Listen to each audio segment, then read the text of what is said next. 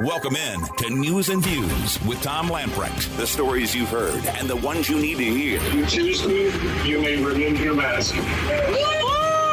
This is obviously a disappointing decision. President Zelensky needs to tell us what the definition of victory is. Propagandist media have been engaged. And as long as they're willing to fight, we need to help them. Your life, your values, your voice. This is News and Views with Tom Lamprecht on Talk 96.3 and 103.7. All right, welcome back. I told you he had died. He's still here. Benny Hardy, post-tax season. I am back, and I have a lot to say. So, Clark. What do you got to say about taxes? Do you really want to get started on that? No, I don't. So, Clark, you might want to get your hand on that dump button like you're playing Double Jeopardy or something, because I'm mad as hell, and I'm not going to take it anymore. Oh, sugar. Hey, we have got a great program. Going to have an interview with Harold Varner III, one of the hottest golfers in playing professional golf right now. He is really, really having a great season. He's yet to win his first PGA Tour event, but boy, he is near the top time after time after time. And we're going to play an interview. Clark and I recorded it yesterday morning because that was the only time he had. He is just finishing one event. He finished the RBC Heritage and had that Monday morning off, and then he turns around and flies down to New Orleans to play in the Zurich Classic, and he's going to be playing with Bubba Watson. So we're going to have that interview with him for you in about 5:20. Now, the tournament he won, was it in Dubai? It was in Saudi Arabia. Saudi Arabia. Yeah, okay. Yeah. What is that? Was that any kind of sponsored event of any? It was big money. Yeah, it was definitely big. It money. was big money. It does not count as a PGA Tour event. Just a worldwide victory, I guess.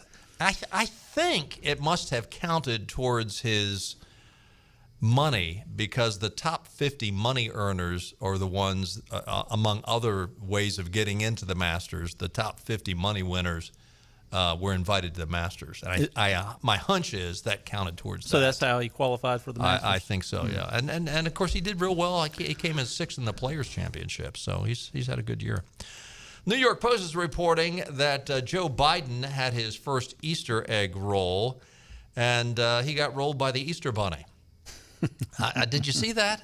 True international effort to pressure. Did I see that? I was wondering if that was actually a handler in an Easter Bunny outfit. It was. And can you imagine? I mean, the poor guy is in bad shape. It's obvious. I probably shouldn't joke about this, but you think the Easter Bunny guy and the Easter Bunny had like an earphone, and somebody was saying, "Get this idiot out of here." It was actually a gal, Megan Hayes, who is apparently in charge of the relationships between the press and the president. She is the gal that basically ushers the press off or ushers Joe away from the press all the time. Yesterday wasn't any different. She just did it in a bunny outfit. Mm-hmm. And then, on top of that, when Joe was welcoming everyone to the White House, Jill Biden is telling him what to do. He reads the little card and says, welcome to the White House, blah, blah, blah. Happy Easter, happy Easter. And then he starts clapping, and Jill's waving, and she says, wave, Joe. Wave, Joe. Wave. Mm-hmm. Wave. And then he turns around to leave a little bit later, and she says, stay, Joe, stay. Sit, Joe, sit. And it happened last Thursday. He was up in Greensboro at North Carolina A&T, and he finishes his speech, and he starts shaking hands with the air. The mystery guest. I saw that.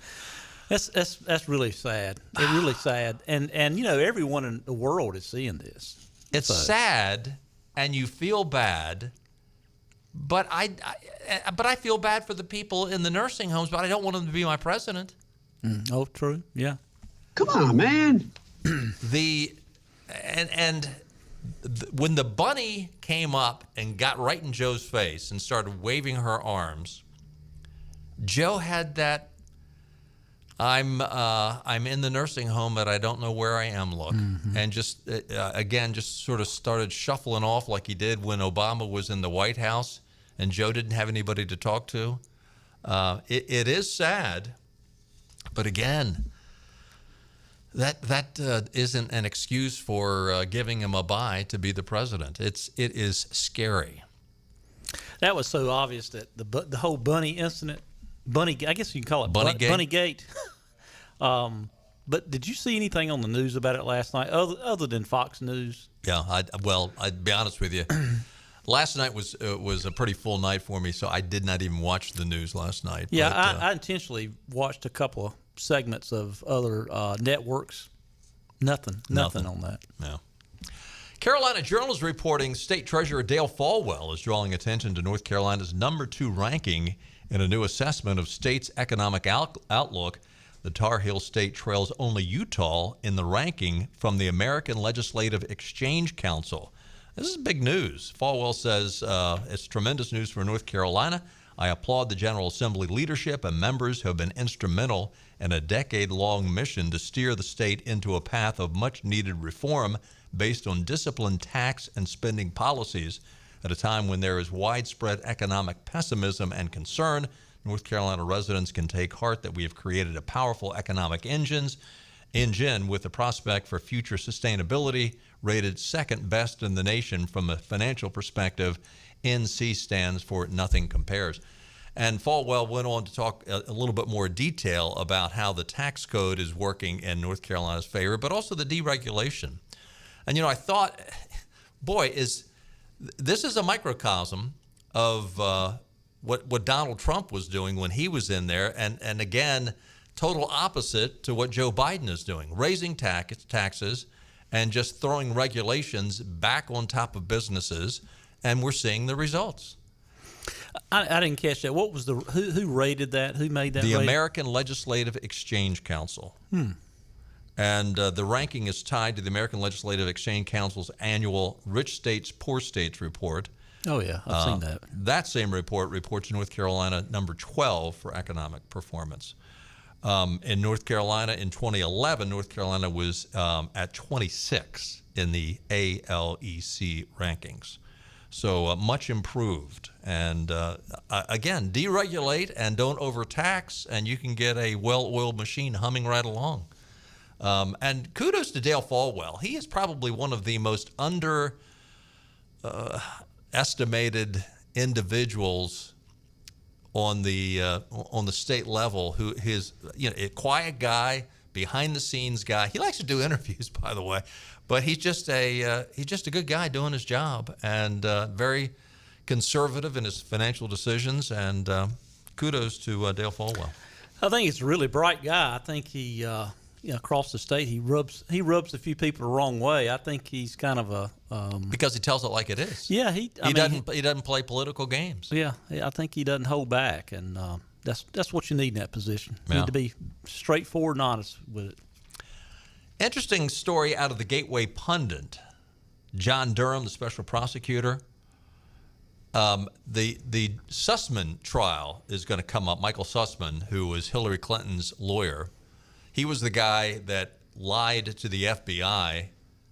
Baker, was it John Baker or John Baker? I think it was. John, yeah, I think John. Who he lied to the FBI. Said, "Look, I'm just telling you about this conduit between Donald Trump and this Alpha Bank in Russia.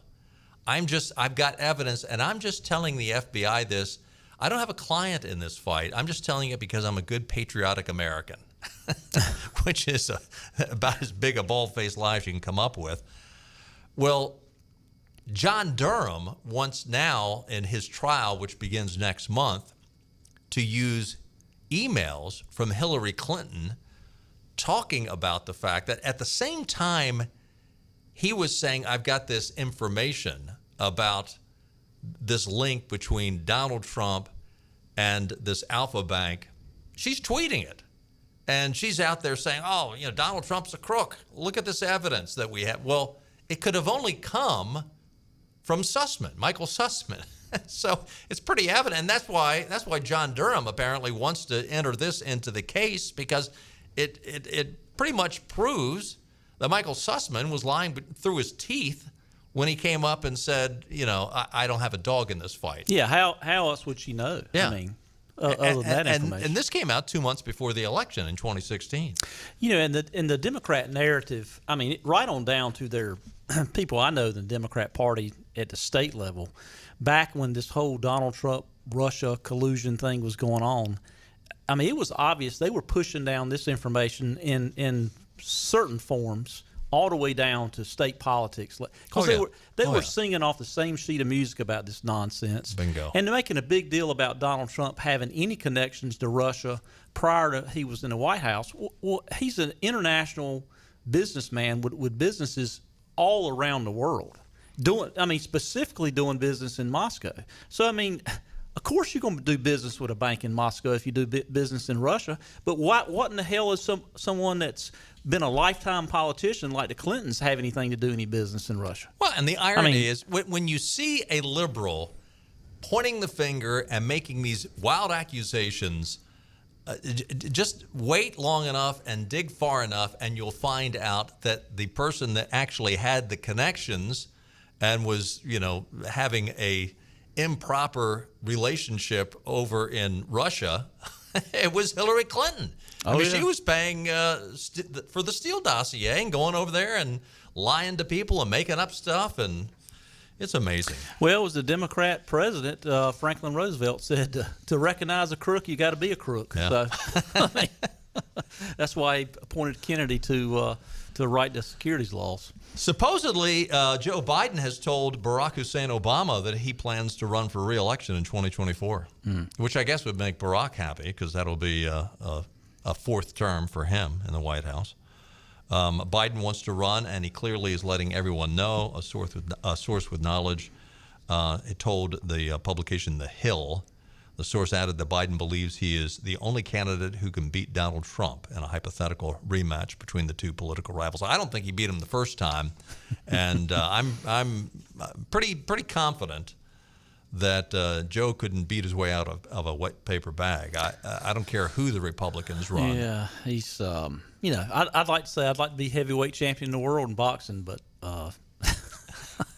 I'm not 6'3", 220 and fast. So yeah, but we'll see, Joe. Frankly, I hope it is you. I can't imagine that the Democrats will tolerate that. I just, for the life of me, I don't see that happening. I still don't see him finishing his term, but it's kind of interesting. They start talking about Biden again and running. I mean, if this information is getting released, it's for a reason.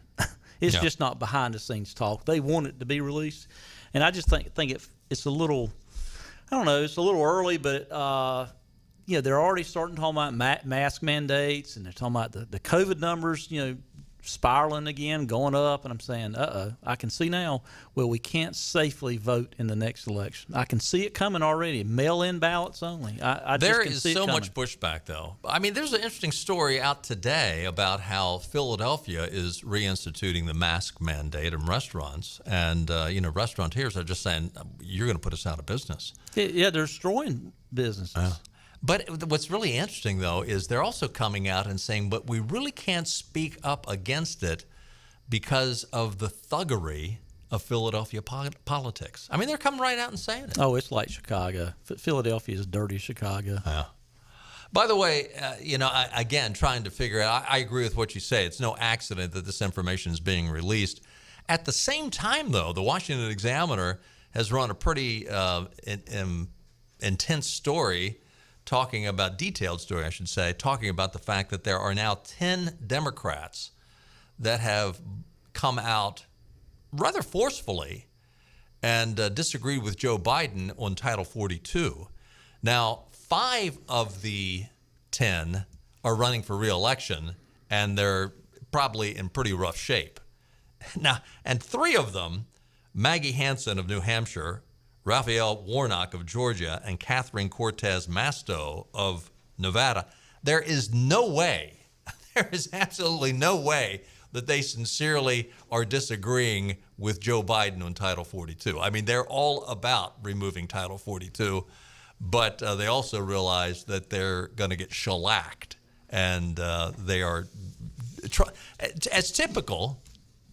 When it comes election time, you have liberals that try to be moderates. You have moderates that try to be conservatives. Mm-hmm.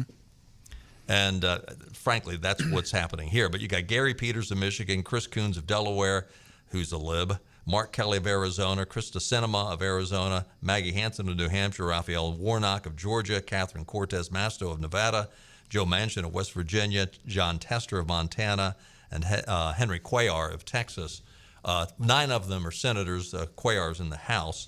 But they have all come out pretty forcefully and disagreed with Joe on removing Title 42, which means, if it, and here's a question, and I would think that the answer to this question is yes.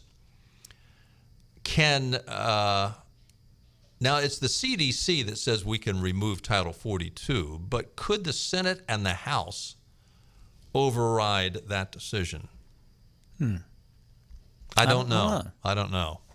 But my hunch is after November, you're going to see a lot of legislation passed, not just executive orders from a president, but you're going to see a lot of passages of legislation as it relates to immigration and finally getting to the point where we would secure our border only after 3 or 4 million people have come across illegally.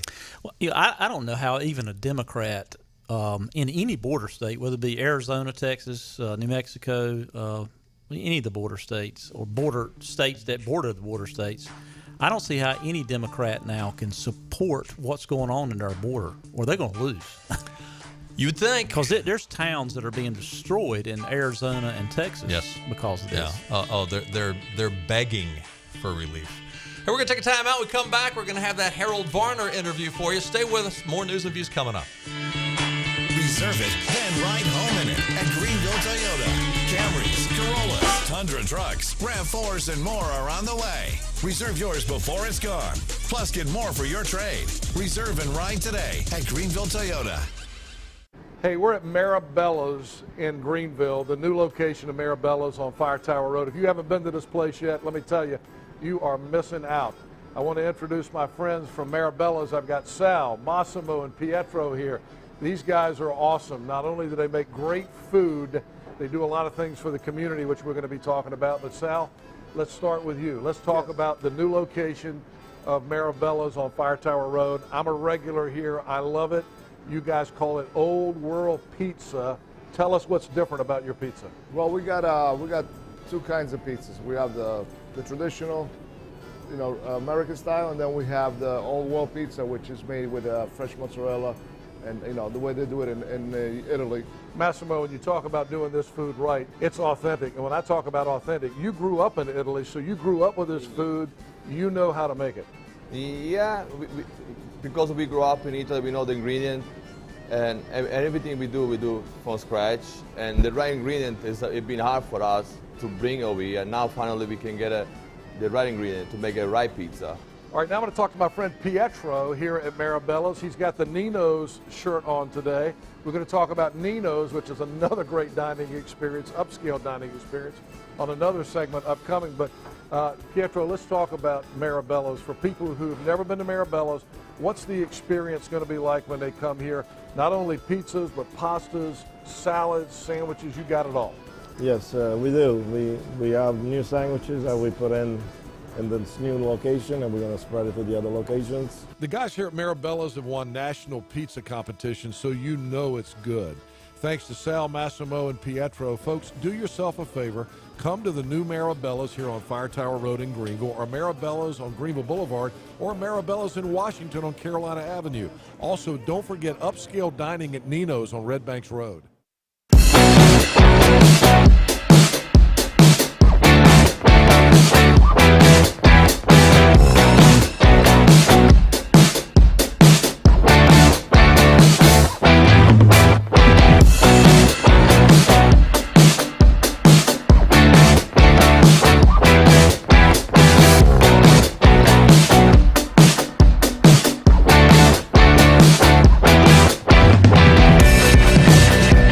and ride your pre-owned vehicle at Greenville Toyota. Shop a huge selection of quality used cars, trucks, SUVs, even luxury models, all with no charge maintenance, plus a 100,000-mile used car warranty. Reserve and ride at Greenville Toyota.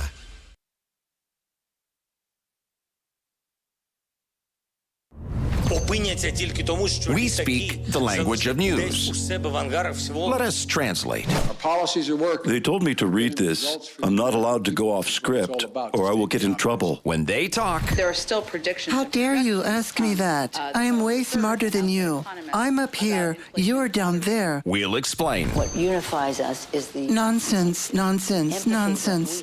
Unintelligible nonsense. What happens next happens here with Tom and Benny on Talk 96.3 and 103.7. We don't call it news and views for nothing. Take a look at your weather forecast. Clear skies tonight, a low around 35. Chance of frost. So, Wow. if you might want to cover up the plants. Hopefully we won't have frost. But It's Saturday, though. Yeah. Wow. Beautiful this weekend. It is going to look warmer each day. Tomorrow, high near 66, sunny skies.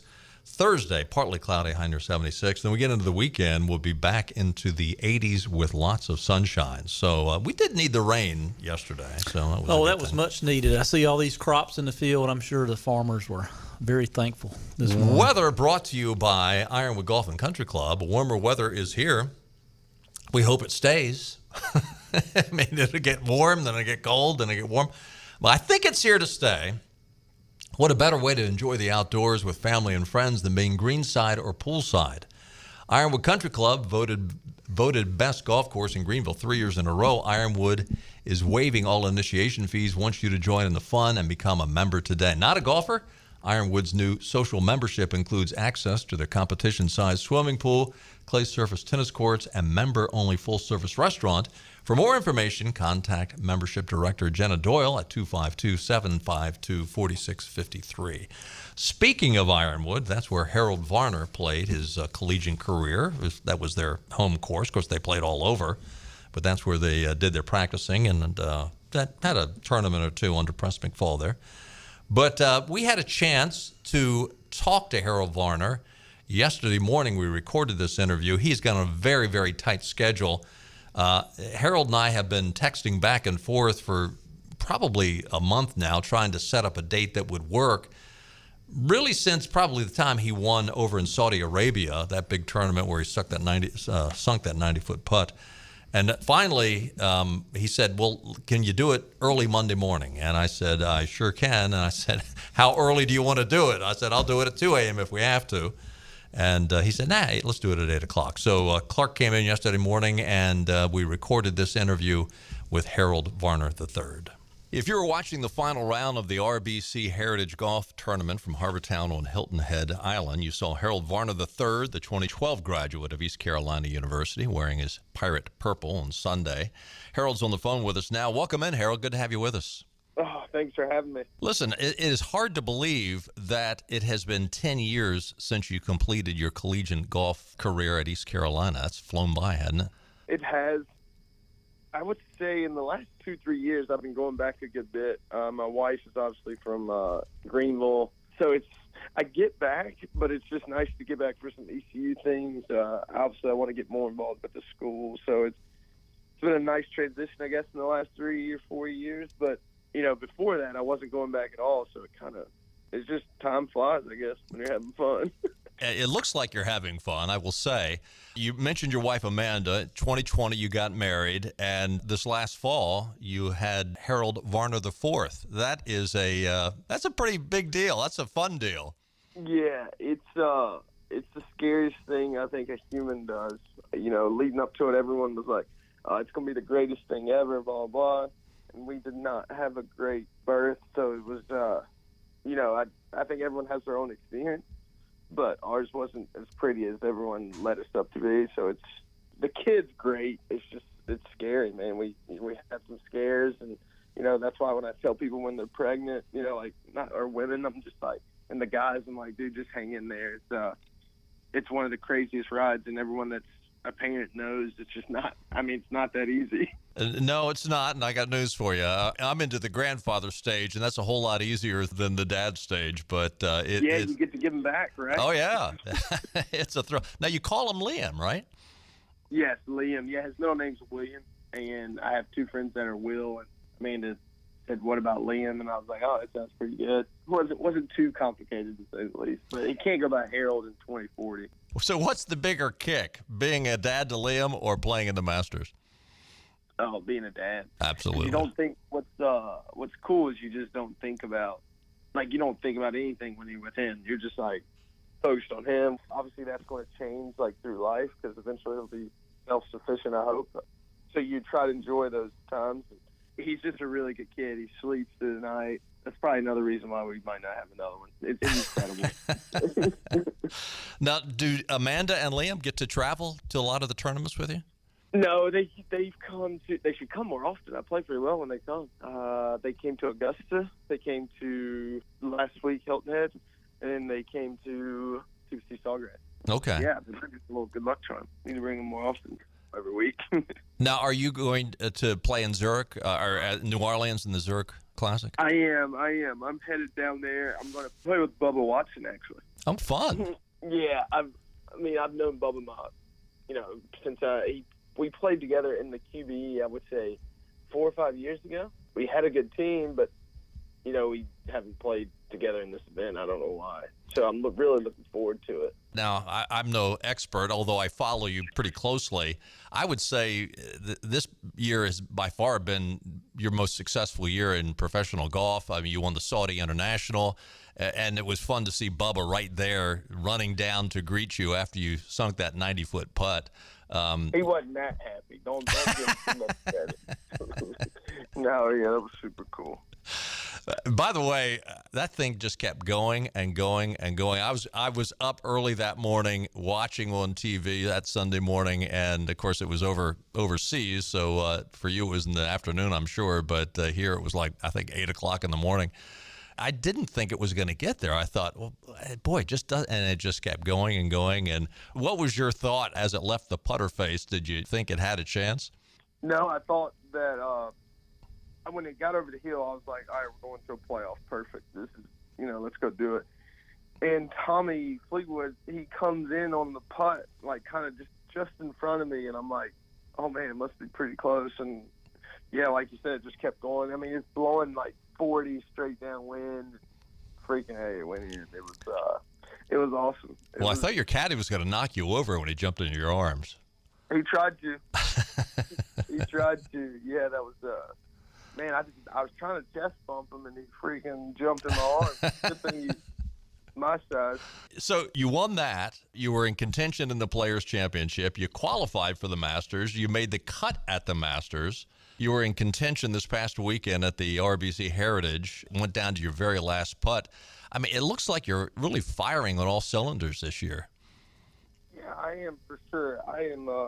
I'm playing well. Actually, I feel like I've played this well before, but I'm just doing it more often.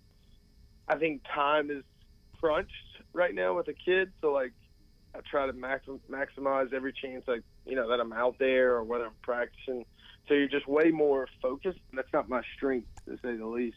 Well, it seemed like, especially during the Masters, it seems like your chipping was just really, really strong.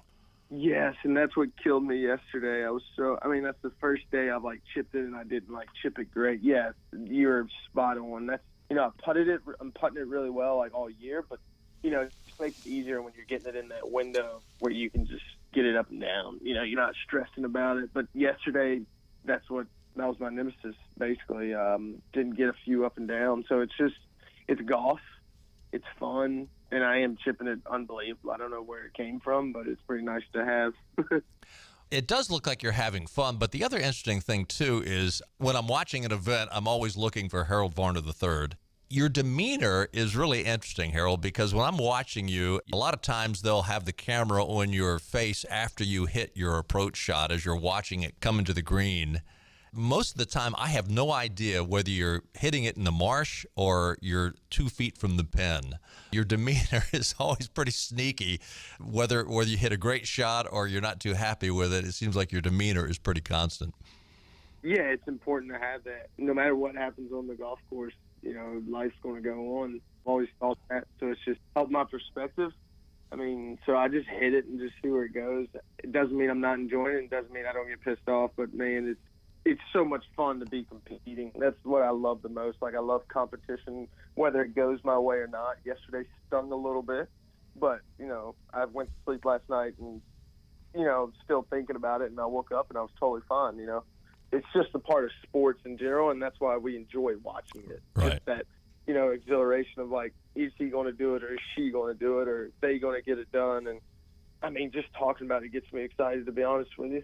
Speaking of being pissed off, not to bring up a sore subject, but Friday, hole number 6, a par 4, you hit your drive off to the right, and a little bit of a controversy. One of the neighbors that lives down at Harbortown was helping you look for the ball, and it sounds like he misplaced the ball. It picks it up and says, hey, is this yours? Stumbles, puts it down in a different place, and the official comes along and says, oh, that's out of bounds, when originally it wasn't. Can you elaborate on that a little bit? So basically, I'm sitting 10, 15 yards away from this guy, and we thought it went in a hazard. We saw a ball that was on the other side that was inbounds. That wasn't my golf ball, and he didn't pick that one up. And then he's on his way back to his house, and he's like, oh, here's another ball.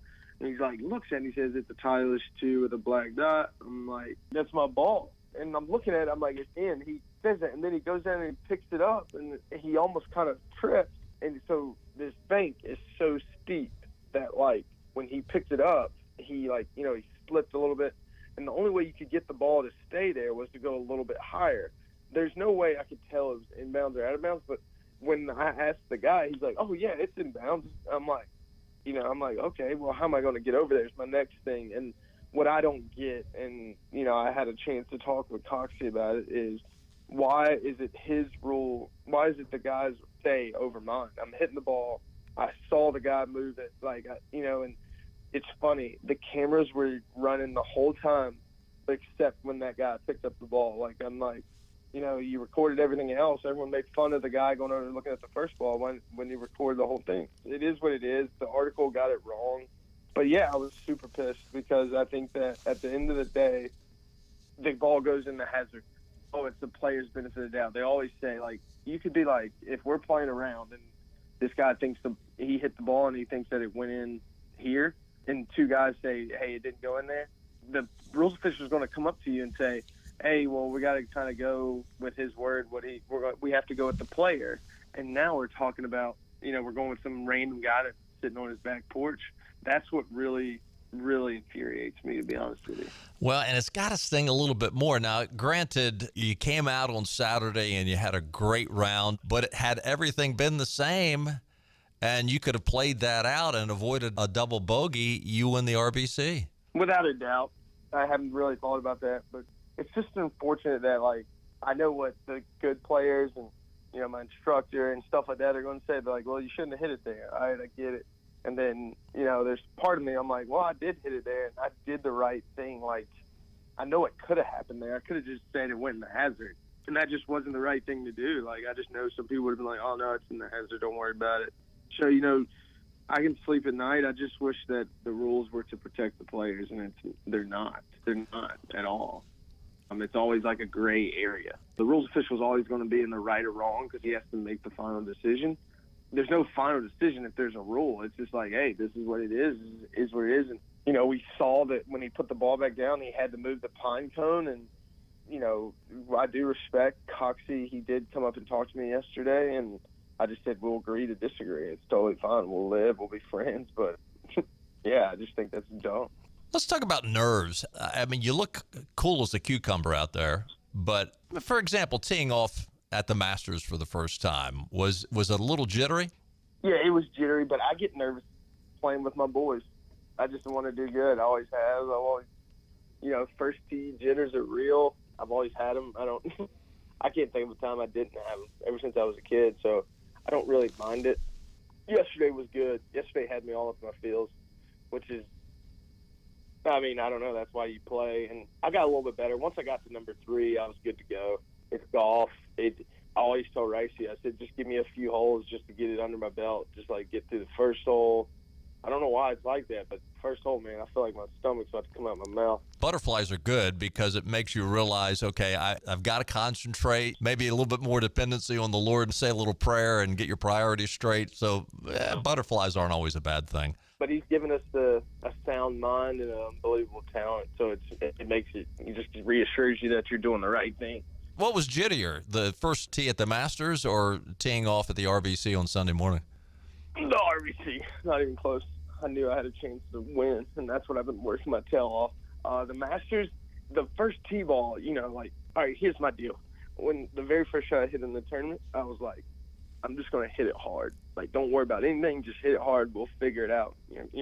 Worst you're going to make is double, and we can rebound after that. It wasn't so much a carefree. It was just like, don't worry about it. So, yeah, I was nervous, but, like, Hilton Head, hey, man, if I go down here and birdie these first 3 holes, it'll be on my Donkey Kong.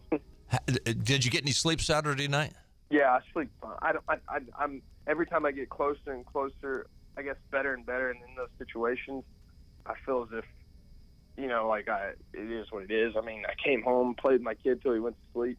Sometimes I can't stay awake long enough to worry about not getting to sleep. Yeah, not to be able to sleep. Yeah, exactly. Yeah. No, I don't sleep long at all. I never have.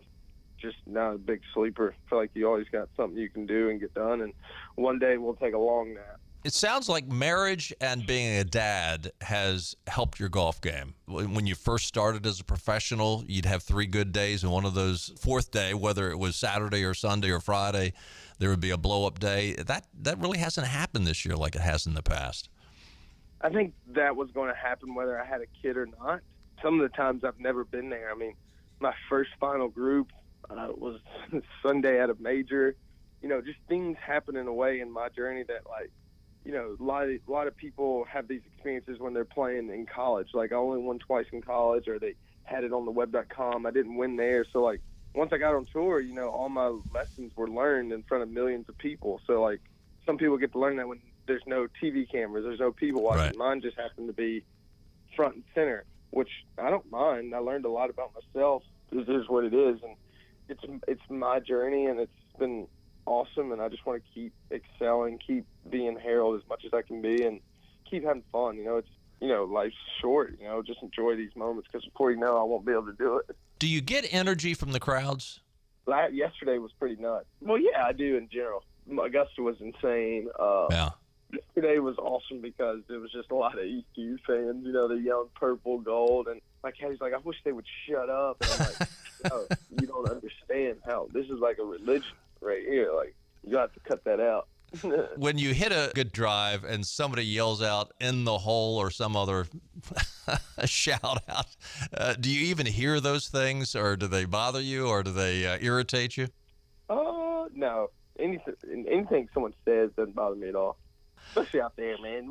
We're inside the ropes. We're having fun. Yeah. Like, enjoying competing. I'm doing what I love the most. And so, like, the fact of me sitting there trying to worry about someone else, that means I'm not focusing on my job. You brought up your college days. I play fairly regularly with a old teammate of yours, Jonathan Gansert. I know he stays in touch with you. Do you stay in touch with most of your old college players? Yeah. Well, hit or miss. I see Connor and Jake probably. Man, I probably see them once or twice a month, maybe more. Sometimes they came to Augusta. Yeah, I see a good bit of them at football games. We're trying to do this Pirate Cup the week of the NC State game. Everyone's kind of doing their own thing. And, I guess probably I'd say the ones I lived with, I talked to all the time. The ones I didn't live with, I talked to here and there. Press McFall, your old college coach, do you speak to him often? No, I talk to him a lot. Yeah, I'm actually calling him today at some point. Yeah, I talk to him all the time. That guy was a important person in my life. And, he still is today. He was in my wedding. So, yeah, he's been a great – it's just weird how the relationship's been coach, mentor, accountability leader in my life to, like, unbelievable friend. And, we can talk about different things. It's really – I think it's funny. Did Press recruit you at ECU, or were you already there? He did. No, okay. He recruited me, yeah. He was very hard on me, and I just always respected that. I always loved that. And, it's just like, all these transitions and relationships with him, it's happened so fast, like 4 years of school, and then I got out of school, so it's pretty nuts. It's like a lifetime of like relationships in 10 years. I play at your old college course, Ironwood, and you are well loved out there. Every time I go out there on a Saturday, if there's a tournament going on, the first question out of everybody's mouth is, how is Harold doing? The entire East Carolina community is very proud of you. Your ears ought to be burning for the positive comments that are going on about your career. Listen, thanks for joining us today. We do appreciate it. Look forward to watching you down in New Orleans this weekend. Thank you, Tom. Like I've been saying about East Carolina, I mean, I can never repay what has been given to me at East Carolina. So that's pretty cool and great to hear and all. But, I think it's a group of people that just love that place. I'm just super proud to be a part of it. Well, listen, we look forward to having you down in Greenville for the Pirate Cup this fall.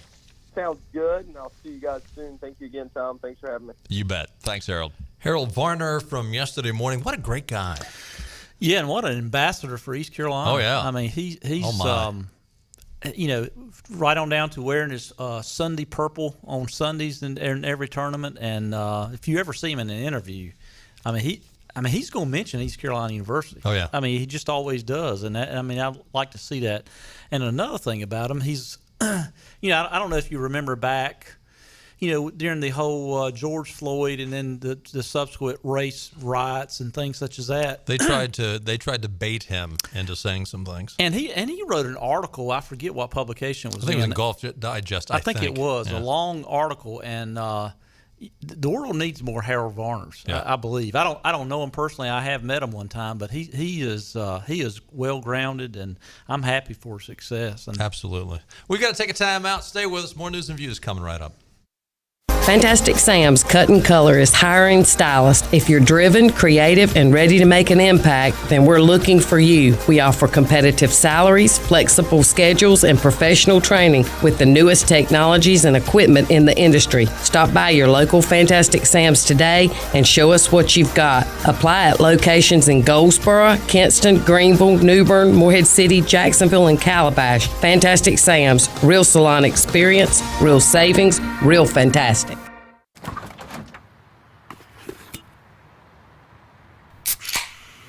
It's only 8 a.m. and it's going to be another hot one. Today's high is 85 degrees with lows ranging in the upper 50s. Tomorrow's more of the same, plus some light wind coming in from the northeast.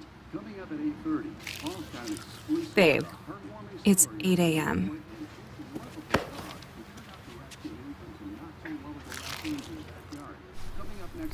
Fried chicken, better with Pepsi. Yeah, it's going to change. I promise you. As I stand here, it will change. Okay, and when it does, that stadium, it's going to be rocking, and heaven help whoever walks in there to play us.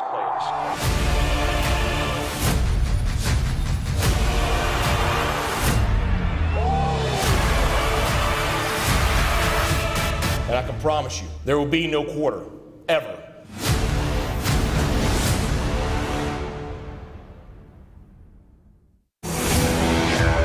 The best burgers around. Everyone loves a thick, juicy, and fresh burger. Tiebreakers in Greenville, plus the all-new Tiebreakers in Winterville. Do real burgers better than anybody. So don't just go to any burger-themed restaurant chain. It's time to break the chain and eat local. Tiebreakers, real burgers at its best. Everybody loves burgers. Air Service is back at Pitt Greenville Airport, offering safe, clean facilities and flights from American Airlines. That means the short commute, quicker lines, and better prices that get you where you're going fast and easy. See it for yourself. There's great things inside at Pitt Greenville Airport.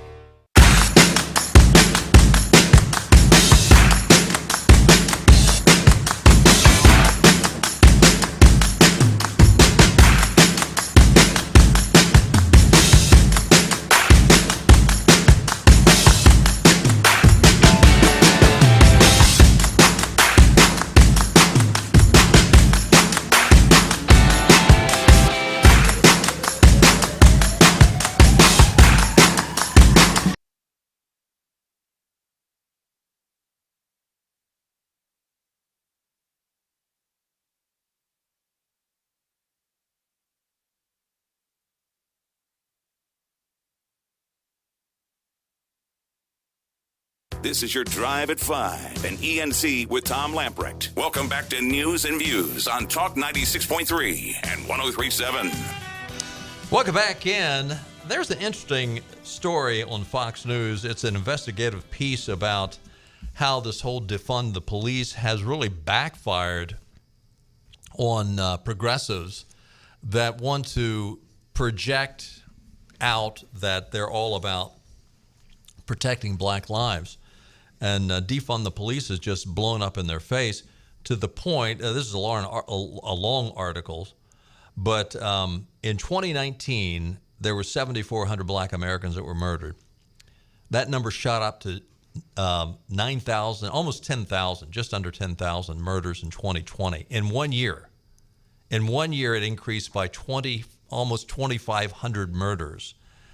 And what was the big difference? That was the year we were all talking about defunding the police, and the riots took place. And guess what? They defunded the police. Some of the idiotic decisions that are being made, you scratch your head and say, what in the world's going on? Exhibit A, over the weekend, you heard about that shooting down in Columbia, South Carolina. Mm-hmm. This guy goes into a mall, shoots and injures, was it 10 or 12 people? It was 13, I think. 14 people. 14 were injured. South Carolina judge set a $25,000 bond. The guy's out. That's just hard to imagine. The guy is out. Now, you've got from the January 6th riots over a year ago, you still have people in jail not being able to get out. And yet this guy goes in, shoots. Nobody has died. They give him an ankle bracelet, $25,000 bond, and he's out. This is unbelievable. And you wonder why violence is on the increase.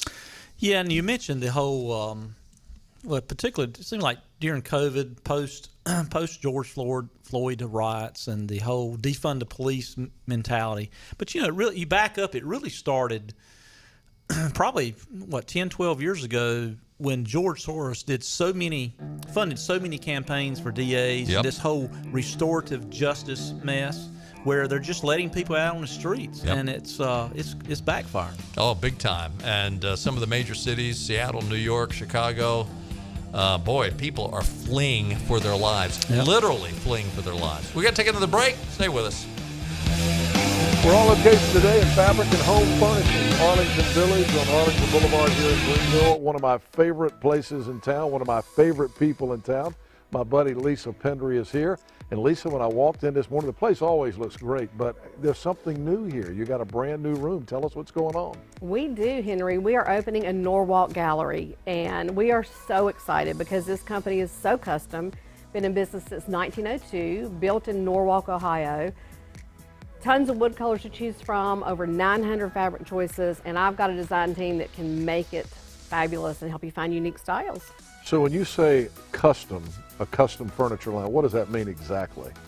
You can literally choose the cushion, the fabric. You can even choose the thread color with this company. So wood choices, amazing fabrics, put 3 fabrics on one sofa, as much fun as you want to have. And that's what people want these days. They want it to be exactly the way they want it, so you can get that with Norwalk. You can. All right, what else is new? You've always got some other interesting things going on here. Well, we have some new fabrics that have arrived, but I've also, in this new showroom, I've added a friend of mine that's opened a company in Hickory, North Carolina called Hickory Luxe. Done business with him for a long time, but we're adding to that because he can deliver in 6 to 8 weeks instead of 8 months like some of these companies are, doing right now. And as we always say, Fabric and Home Furnishings is a furniture store and so much more. And the so much more is you guys offer design services. I know you're a designer yourself. You have a design team here, so you can offer that full service for people. I do. I've got the best design team ever. We do commercial design and residential. And there's a lot of decisions that go into what you want your home to be. So we send somebody right out to the house for a flat one-time fee, not an hourly fee. And we analyze it, make a friend, and make it easy and painless and fabulous for people. Fabric and Home Furnishings here in Arlington Village. My friend Lisa Pendry. It's a furniture store and so much more. Come see them. Acre Station Meat Farm, along with Lane Angus Beef, bring you farm to fork beef. Stock your freezers now with affordable beef boxes just in time for the grilling season. Farm to fork beef. brings quality local beef to your family. From your traditional butcher shop, Acre Station Meat Farm. Come on down to Acre Station Meat Farm and find out why we're #1 in fresh cuts and friendly service. Acre Station Meat Farm, Highway 32 North, Pinetown. Empty lots at car dealers everywhere, except here. The selection you want is at Greenville Nissan. And during the Nissan Thrill of the Drive sales event, buy a new Nissan with financing as low as 0.9%. The versatile Nissan Rogue, the all-new Pathfinder, or gas-saving cars like Nissan Sentra and Altima. And yes, we have trucks. Buy the new Nissan Titan with 0.9% financing, or the all-new Frontier for $99 a month. Hurry to Greenville Nissan, where we drive to serve.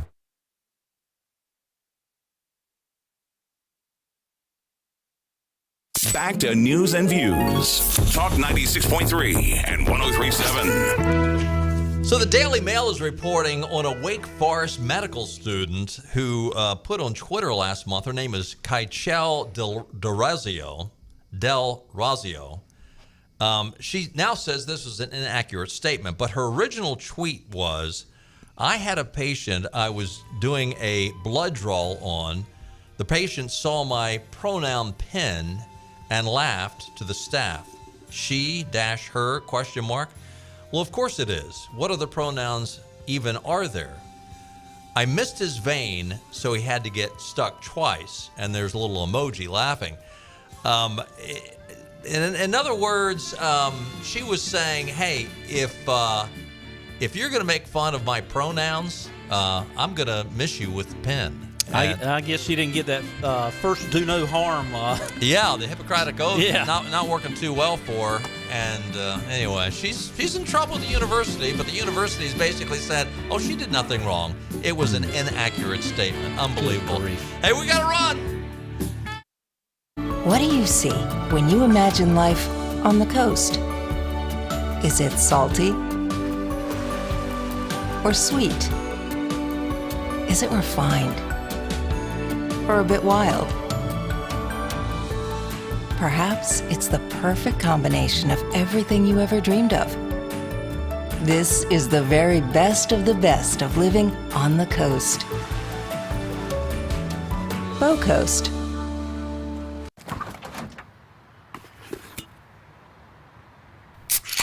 Well, folks, it's only 8 a.m. and it's going to be another hot one. Today's high is 85 degrees with lows ranging in the upper 50s. Tomorrow's more of the same, plus some light wind coming in from the northeast.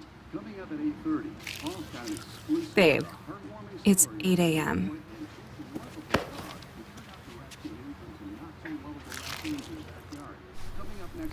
Fried chicken, better with Pepsi. And we're on location at one of my favorite places in the whole planet because this is some of the best food you're ever going to eat in your life. We are at Nino's on Red Banks Road in Greenville. It's one of my hangouts. It's one of the places that I love. I got my friend Pietro Pasalacqua. How'd I do? You did great. Let's talk about the food. What makes this place? I know it's special Italian from authentic Italians, but tell us why it's so special. Because everything we do, it's really what we came up on the menu from what we did at home, from my grandparents, my parents. So it's exactly what we eat at home, and that's what the way we cook. That's why it's special. And the atmosphere in this place is special also. From the bar to the two dining areas, you got two different dining areas, and now the weather's nice, so there's going to be a lot of folks that want to eat outside. Yeah, we have two rooms. One room is designed a little different. We're also working on the patio to make it more attractive and more useful in the summer with a cocktail service. And we're always improving our services. And of course, my friends here, my buddy, Chef Massimo, who I love, and